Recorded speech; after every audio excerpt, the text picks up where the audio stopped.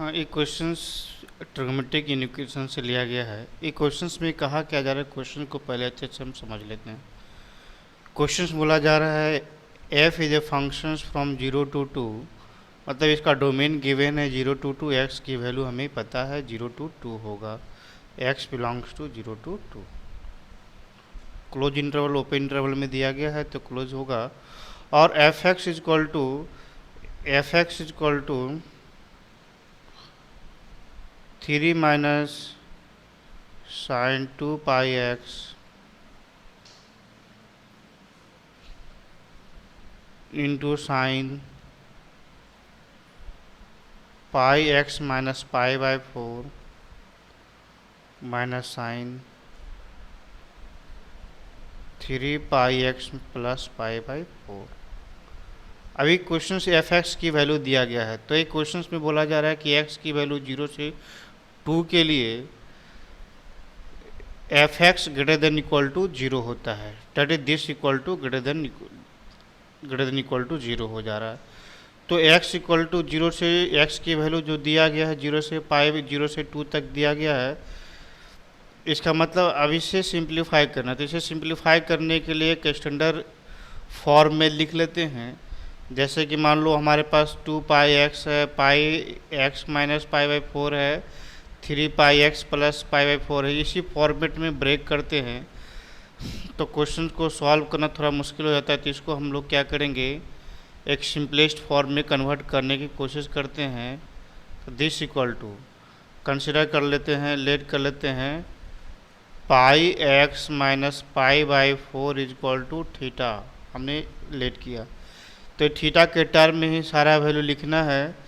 तो pi x is equal to theta plus pi हो गया। अब हमें 2 पाई एक्स चाहिए तो 2 से मल्टीप्लाई कर देंगे तो 2 pi x equal to pi plus 2 theta रह जाएगा। और फिर 3 पाई एक्स, तो 3 pi x equal to 2 pi तक यहाँ पर से 3 पाई/4 प्लस 3 थीटा, लेकिन हमारे पास क्वेश्चन में है 3 पाई एक्स प्लस पाई/4। सो 3 पाई एक्स प्लस पाई/4 की जो वैल्यू आएगा 3 पाई/4 प्लस पाई/4 प्लस 3 थीटा। सो ये पाई प्लस 3 थीटा हो जाएगा। ये हमें मिल रहा है 3 पाई एक्स सबको। अब यहाँ पर सबको हमें थीटा के टर्म में रिप्रेजेंट कर देते हैं। तो सिंस हियर एक्स की वैल्यू गिवन है 0 से 2 तक, तो हमने एक्स के टर्म में यहाँ पर पाई/एक्स माइनस पाई/4 को थीटा माना। तो थीटा का रेंज क्या है वो भी हम देख लेते हैं। तो यहाँ पे हम ले भी देखेंगे पाई/एक्स, सिंस एक्स की वैल्यू 0 से 2 तक है तो पाई/एक्स की वैल्यू 0 से 2 पाई तक हो जाएगा।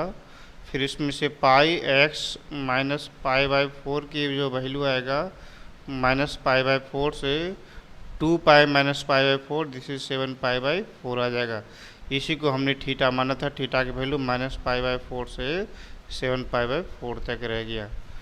अब हम यहाँ पे देखेंगे, फिर इससे थीटा का रेंज निकाल देते हैं। तो सिन से यार इससे थीटा का रेंज निकालेंगे 3 sine 2 pi x, 2 pi x की जगह पर लिखेंगे pi sine pi plus 2 theta और into sine theta minus sine 3 pi x plus pi. 3 pi x plus pi की जगह पर लिखेंगे pi plus 3 theta, this greater than equal to 0। अब इसमें से सिंप्लीफाई कर लेते हैं। Sine 3 pi that is the 3 pi 3 minus sine pi plus 2 theta is equal to minus cos 2 theta रह जाएगा और इंटू साइन थीटा और साइन प्लस साइन 3 थीटा रह जाएगा और this greater than equal to 0। 3 minus cos 2 theta, इसे simplify करने के लिए हमें पता हम फैक्टराइज के टर्म में लिखेंगे। तो दोनों को sine 3 theta equal to formula लिखेंगे 3 sine theta minus 4 sine cube theta, this greater than equal to 0। तो 3 यहाँ पर से sine theta sine theta sine theta सारे में से कॉमन कर लेते हैं।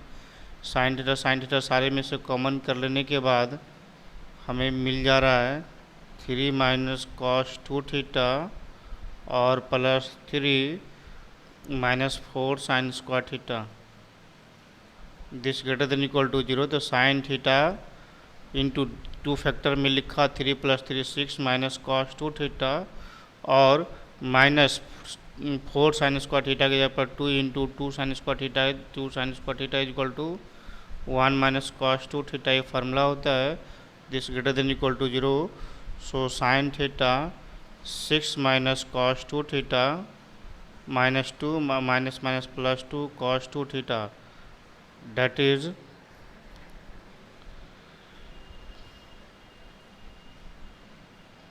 this greater than equal to 0। तो साइन थीटा इंटू 2 और -4 और प्लस cos 2 थीटा। अब यहाँ पर हमें देखना है कि साइन 2 थीटा, यहाँ पर साइन थीटा है और cos 2 थीटा है। तो cos थीटा का जो हम रेंज जानते हैं, cos कुछ भी थीटा होता है तो -1 से +1 के बीच में ही रहता है। तो cos 2 थीटा +4 का जो वैल्यू आएगा 5 से लेकर 3 के बीच में आएगा, तो ये पॉजिटिव ऑलवेज है। तो दो टर्म का मल्टीप्लिकेशन पॉजिटिव है, एक ऑलरेडी पॉजिटिव है, तो सेकंड भी ऑलवेज पॉजिटिव होगा ही होगा। इसलिए sine theta greater than equal to 0 हो रहा है। तो sine theta greater than equal to 0 आ रहा है, तो इससे हमारे पास थीटा की क्या पॉसिबिलिटी आ रहा है, तो इससे हमारे पास थीटा की जो वैल्यू आ जा रहा है, थीटा की वैल्यू 0 से पाई तक फर्स्ट क्वाड्रेंट सेकंड क्वाड्रेंट में होगा, और थीटा की वैल्यू हमारे पास इसे इंटरवल में लिखते हैं तो ज़्यादा अच्छा रहेगा।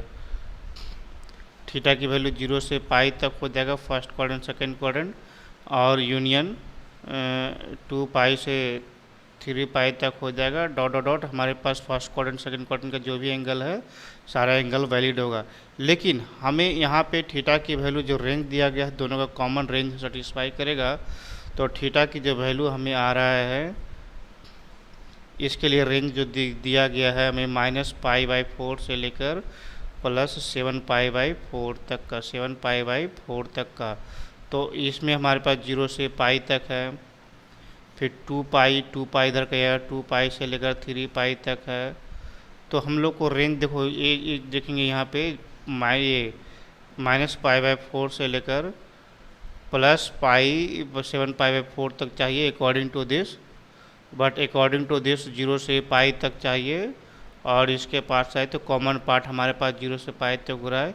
इसलिए थीटा की जो वैल्यू हम लोग को सेटिस्फाई होगा 0 से पाई तक के लिए सेटिस्फाई करेगा। इसके अकॉर्डिंग हमारे पास x की वैल्यू क्या आ जाएगा, तो अब x की वैल्यू ढूंढेंगे।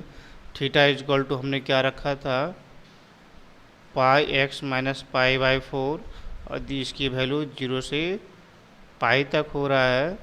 अब यहाँ पर से πx की वैल्यू π/4 से लेकर पाई + π/4, तो 5 π/4, πx की वैल्यू π/4 से लेकर 5 π/4, तो π/4 पाई, और ये पाई ये कट जाएगा, तो यहाँ पर से ये x बच जा रहा है। इसका मतलब अब यहाँ पर x का रेंज में मिला, इसलिए x की वैल्यू क्या मिल रहा है 1/4 से लेकर 5/4 तक। x की वैल्यू 1/4 से 5/4 तक हो रहा है।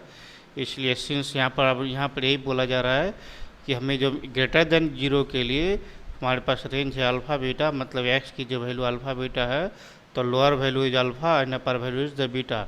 सो alpha is equal to 1/4 and beta is equal to 5/4। तो सिंस हेयर अब बीटा माइनस अल्फ़ा की वैल्यू निकालना है, तो 5/4 - 1/4 दिस इज 1 हो जाएगा। बीटा माइनस अल्फ़ा की वैल्यू 1 हो जा रहा है, तो दिस इज आवर आंसर 1।